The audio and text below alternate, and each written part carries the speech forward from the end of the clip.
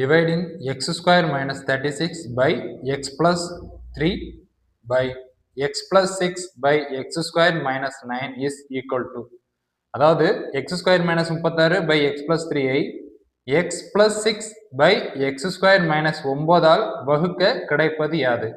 Option A, B, C இருக்கு, C, D இருக்கு. இது வரைக்கும் எதுன்னு கண்டுபிடிக்கணும்.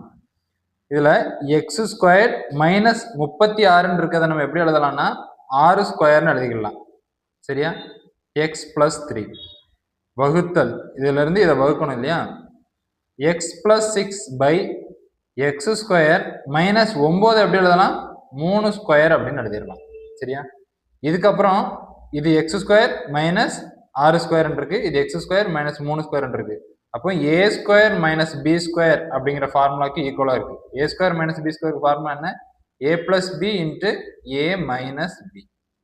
சரியா? இந்த ஃபார்முலா தெரிஞ்சிருக்கணும். இப்போ இந்த ஃபார்முலா படி இதில் அப்டேட் பண்ணிடலாம்.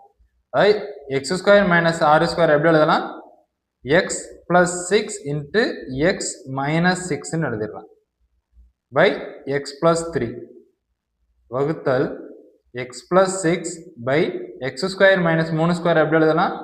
X plus 3 into X minus 3ன்னு எழுதலாம். இந்த ஃபார்முலா படியே இது இருக்கு, அதே மாதிரி தான் இதையும் எழுதியிருக்கோம். சரியா?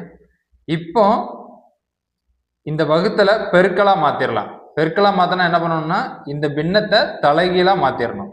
அதாவது X plus 6 into X minus 6 by X plus 3.